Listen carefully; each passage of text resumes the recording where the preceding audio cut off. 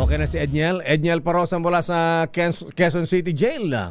Abay, sino bang, ba't para kayo nagpipiesta sa news center, ha? Sino ba may pakain dyan, ha? Ayan, pakain ba ni Lechon Cebu ba yan? Ayan, pakain ba yan ni Senator Maria Cristina Frasco?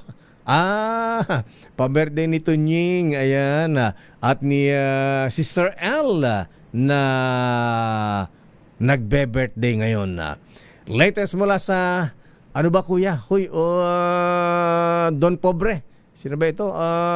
Jerry Crabal, ha? Andyan na ba si Edniel? Okay na? Ayan, Edniel Parosa, Edniel. Edniel. Ayan. Wala tayo sa City Jail. Doon yun kay Kuya. Nasaan ka? Dito tayo lakay sa Camp Crame. Okay, ano latest sa Camp Crame?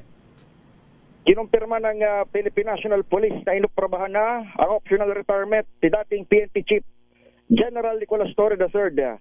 Sa mensaheng ipinatid ni PNP spokesperson, Police Brigadier General Randolph Tuanyo sa mga reporter ngayong umaga, nabatid na epektibo itong retirement ni Torre nitong January 19 sa bisa ng NAPOLCOM Resolution number 2026-0029.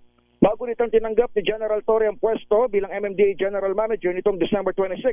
Sabi ni Tuanyo, inaasahang patatanggap na ni Acting PNP Chief Police General Jose Melencio Nartates Jr. ngayong linggong ito ang inaasam-asam na ikaapat sa Australia para maging ganap na Police General Jose Melencio Nartates. Parehong March 2027, ang original na petsa ng retirement ni Nartates at Torre, isang kabalir ng Philippine Military Academy at isang laka naman mula sa PNPA. Samantala, doon lakay sa binabanggit mo na update pa rin kay actually kay Bong Revilla. Yung pala kay General Nartates Edniel, hindi lang pala automatic yan kahit na mag-resign na kaagad itong si General Torre. Ano pala yan, depende pa rin sa Commander-in-Chief. Ayan, kailangan pa rin i-appoint ng Commander-in-Chief Pangulong Marcos bilang PNP Chief, hindi acting. Ayan, para makuha yung apat na estrella sa balikat.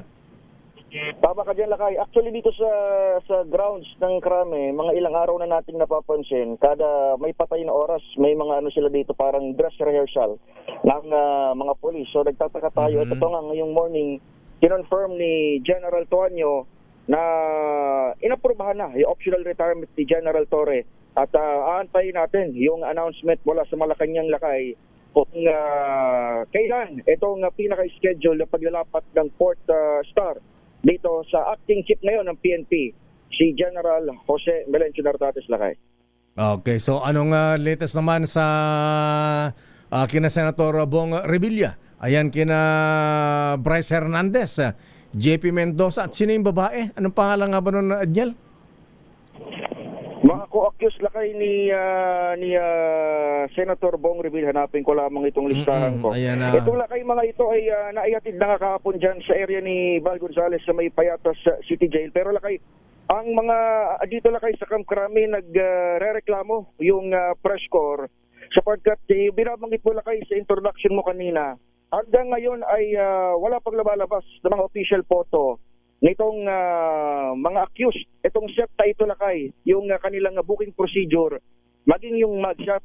Napapaisip tuloy yung mga tropa rito sa media kung mayroon nga bang special treatment o request coming from the former senator, lalo pat siya nga ay tinawag na long time friend ng ng current secretary ng DILG, kasi Secretary John Vic Remulla. Ito, Lakay, yung babae doon sa co-accused, si Cristina May Del Rosario Pineda. Ayun, Cristina May Pineda. Oo. Kasama siya doon sa mga nakuha na, habang itong isa pang babae, Lakay, may isa pang babae. Dalawa sila. Si DPWH officer din ito, Lakay, Enelita Capistrano Huat, na part noong pitong... Yung hinuli sa Benguet. Itong iba pa ito, Lakay. May isa pang at large na hinahanap itong DLG. Actually, ang binabanggit ni Secretary John Vic, alam na nila yung location at makukuha na rin nila itong pang-pito doon sa mga akusado na yan At yun, yung latest dito na kay sa ngayon, andyan na sila lahat, yung anim sa may Payata City Jail.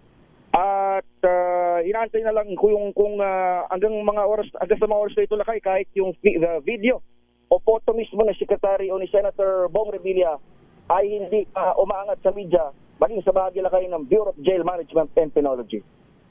Okay, sige. Baka may file photo sila. Baka di lang nilalabas. Sige. Yung mga netizen yung larawan noong 2013-2014 na mugshot ni Senator Bong. Okay. Latest wala rito sa Kapkrame. Ako pa rin sa Edniel Rosa, RH. Una sa Pilipinas, una sa Pilipino. Dummy.